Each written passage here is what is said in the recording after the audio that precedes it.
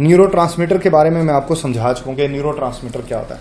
अब ये local mediator क्या होता है? लोकल ना कुछ केमिकल होते हैं जो मसलन ये सेल है और ये दूसरा सेल है, ये इस सेल से खारिज होते हैं और इस सेल पर असरअंदाज होते हैं, बस इसलिए इनके लिए लफ्ज इस्तेमाल हुआ है लोकल। मेडिएटर का वर्ड आप यूं ले लें कि ये कोई केमिकल है, मेडिएटर के लिए ना कोई केमिकल टाइप का वर्ड यूज करें। लोकल लोकल होता है किसी एक ही जगह पे काम करने वाले। अब ये एक ऐसे होते हैं जो बेटा एक सेल से पैदा होते हैं और उसी के करीब हमसाया सेल के ऊपर असर करते हैं, बस ये खून में नहीं जाते, ठीक है ना, ये खून में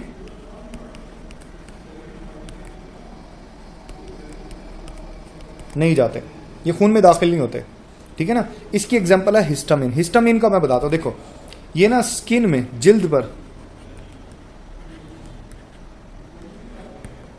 एलर्जी करती है। आपको याद होगा आप एक दवाई इस्तेमाल करते हो रिजिक्स, ये एंटी हिस्टामिन होती है। ये क्या होती है?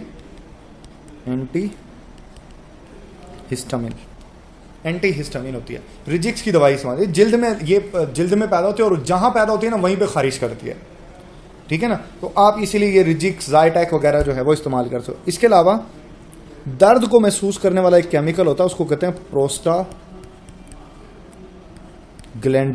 ये भी एक एग्जांपल है लोकल मेडिएटर की, कि जहां ये पैदा होता है वहीं पर दर्द का एहसास होता है। और भी बहुत सारा काम करता है ये, इसके अलावा भी, क्योंकि प्रोस्टाग्लैंडिन की बहुत सारी टाइप है। तो ये जो ना लोकल मेडिएटर्स की कुछ एग्जांपल है कि कुछ केमिकल्स जो है बेटा ये पैदा होते हैं किसी एक मखसूस जगह के अंदर, और ये केमिकल जहां पैदा होते हैं वहीं काम करते हैं। मैं यहां लिख देता हूं, ऐसे केमिकल्स जो जहां पैदा होते हैं वहीं काम करते हैं, इनको लोकल मेडिएटर्स जो है वो कहा जाता है। उम्मीद है कि आपको ये कॉन्सेप्ट अब क्लियर हो गया होगा। तो अब ये लोकल मेडिएटर, देखो यहां से एमसीक्यूज बन सकता है, ठीक है ना, ये शॉर्ट क्वेश्चन भी आ सकता है और एमसीक्यूज भी बन सकता है। तो बहरहाल हम ये इस छोटे छोटे टॉपिक्स को इग्नोर नहीं कर सकते, ठीक है ना, ये हमें करना ही करना है, ठीक हो गया। चलो फिर है हार्मोन्स। अब हार्मोन्स जो है गदूद पैदा करते हैं, इनको कहते हैं एंडोक्राइन ग्लैंड। क्या कहते हैं? ये गदूद होते हैं, इनको कहते हैं एंडोक्राइन ग्लैंड। अब ये जो एंडोक्राइन होते हैं ना,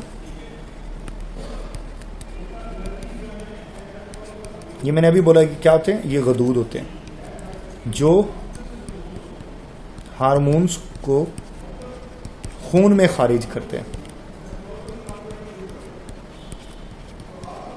ठीक हो गया ना। ये क्या करते हैं? ये गदूद होते हैं जो हार्मोन्स को खून में खारिज करते हैं, और ये हार्मोन्स खून के जरिए अपने टारगेट जो एरिया होता है उस तक पहुंचते हैं। मतलब इनको ना बगैर नाली के गदूद, बगैर नाली के भी गदूद कहा जाता है। बगैर नाली के गदूद, कोई नाली नहीं होती, मतलब ये खून का इस्तेमाल करते हैं अपनी मंजिल तक पहुंचने के लिए।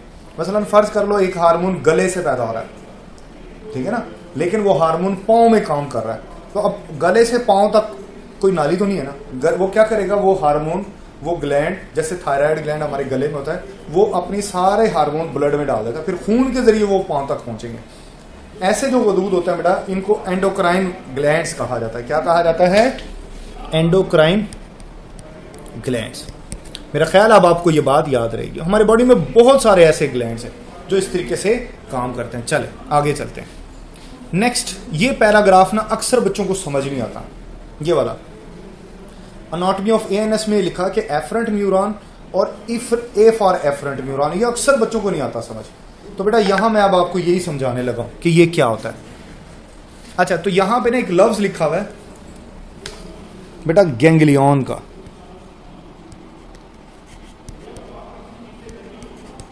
ये गैंग्लियन क्या होता है? देखो बेटा, गैंग्लियन जहां दो न्यूरॉन की सेल बॉडीज आपस में मिलती हैं उसको गैंग्लियन कहते हैं। जहां दो न्यूरॉन है ना, उसकी सेल बॉडी आपस में इकट्ठी हो जाए तो उसको जो है बेटा क्या कहा जाता है? गैंग्लियन कहा जाता है। देखो, efferent neuron carry the nerve impulse from CNS to effector. तो पहले तो ये बात क्लियर होगी कि जनाब ये सीएनएस से अफेक्टर तक पैगाम लेकर जाती है। This is efferent neuron. और आप जानते हो ये फंक्शन मोटर न्यूरॉन का होता था। तो मोटर न्यूरॉन को ही बेसिकली आप जो है बेटा वो एफरेंट न्यूरॉन बोलते हो। ये क्या काम करता है? ये नर्व इंपल्स मैंने बताया था कि करंट की शक्ल में पैगाम जाता है और अफेक्टर को जाएगा by the two type of neuron. बाय दो इसका तरीकेकार है, दो। अब वो दो तरीकेकार कौन कौन से हैं वो देख लेते हैं। Number 1, the first nerve cell is called pre ganglionic neuron. ठीक है ना, ये है प्री गैंग्लियोनिक। ये क्या होता है? तो बेटा इनके मतलब अगर आपको पता होंगे ना, फिर आप एमसीक्यूज कर पाओगे, ये आपको बड़ा हेल्प करेंगे। अच्छा, प्री गैंग्लियोनिक क्या होता है कि देखो ये है सेल बॉडी,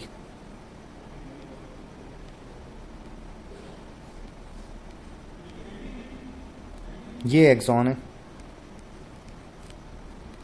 ये एक्सॉन फाइबर है,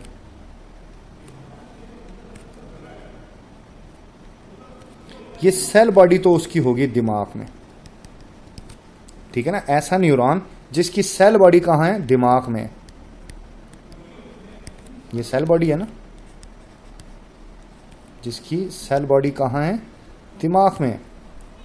अच्छा, फिर क्या है? Located with in the CNS and it emerge from brain stem और स्पाइनल कॉर्ड। देखो बेटा ब्रेन स्टेम क्या होता है? ये छोटी छोटी बातें हैं, ये अगर आपको समझ आती है ना तो मैं बताता हूं ब्रेन स्टेम क्या होता है।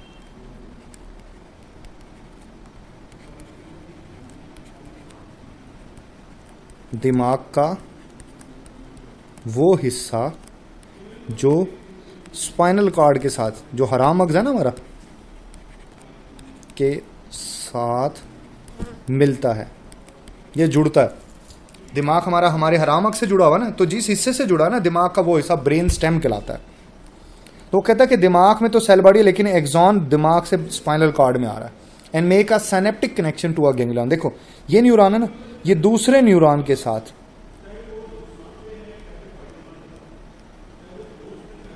ऐसे जुड़ा हुआ है कि इसका एक्सॉन और दूसरे न्यूरॉन का डेंड्राइट, ठीक है ना, इसका एक्सॉन और दूसरे न्यूरॉन का डेंड्राइट ये आपस में जुड़े हुए हैं ना, ये जुड़े हुए हैं, ये यहां पर जुड़ गए, ये जुड़ गए। और इसी के जुड़ना जो है बेटा ये क्या कहलाता है? साइनेप्स कहलाता है। ये क्या कहलाएगा? It will call synapse. कि जनाब एक ये, अच्छा, जो पहले वाला न्यूरॉन होता है, इसके लिए लिखे ना पहले वाला न्यूरॉन,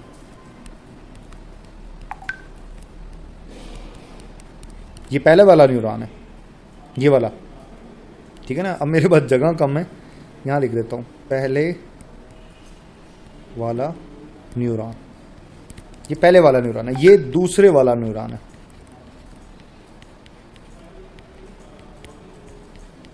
न्यूरॉन इसको लिखोगे पोस्ट गैंग्लियोनिक न्यूरॉन।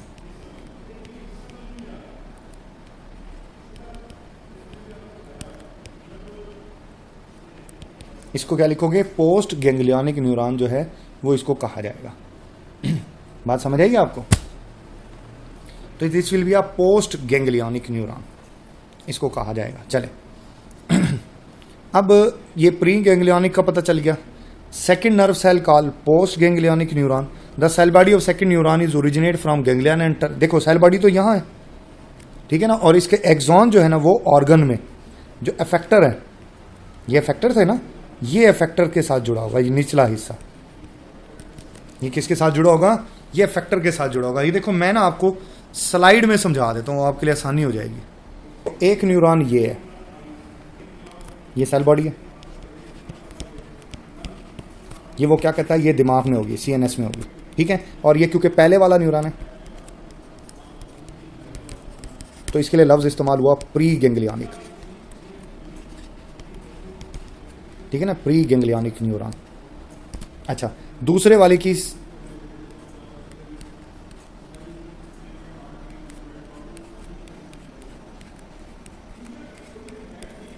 ये अटैच हो रही है दूसरी वाले की सेल बॉडी, इसकी सेल बॉडी और इसका डेंड्राइट आपस में जुड़ा है, इसका एक्सॉन जुड़ा है सॉरी, और किसके साथ जुड़ा है, दूसरे न्यूरॉन के डेंड्राइट के साथ जुड़ा हुआ है। और इस कनेक्शन को हमने बोला साइनैप्स। ये एक न्यूरॉन ने दूसरे न्यूरॉन के साथ साइनैप्स बनाया हुआ है, ठीक है। ये यहाँ पर अटैचमेंट है, ये वाली, ये साइनैप्स है। ये है पहले वाला, ये दूसरे वाला न्यूरॉन है, दूसरे वाला न्यूरॉन है, ठीक है। ये किसके साथ अटैच है, इसको कहते हैं पोस्ट गेंगलियनिक न्यूरॉन। क्या बोलेंगे इसको, पोस्ट गेंगलियनिक न्यूरॉन। ये यहां पर अटैच होगा अफेक्टर के साथ। किस तरह अटैच होगा, ये अफेक्टर के साथ। आपने पढ़ा ना कि जनाब सीएनएस से अफेक्टर्स तक जो अटैच करता है उसी को तो आप बोलते हो इफरेंट न्यूरॉन, इसी को बोलते हो ना, या मोटर न्यूरॉन इसको कहा जाता है। चले, मेरा ख्याल है बातें आपको समझ आ गई होगी। अब देखें, इसमें आ जाते हैं दोबारा। अब इफरेंट न्यूरॉन क्या होता है, ये उल्टा बेटा, ये जो है ना वो वापस लेकर आता है कि ये जो आपका जो रिसेप्टर होते हैं, ये मैंने पहले भी बताया था, रिसेप्टर से पैगाम दिमाग को लेकर आते हैं, से पैगाम दिमाग को लाते हैं, ठीक है ना, जैसे टेम्परेचर है सारे। तो ये बेसिकली जो एफरेंट है ना, ये सेंसरी न्यूरॉन है।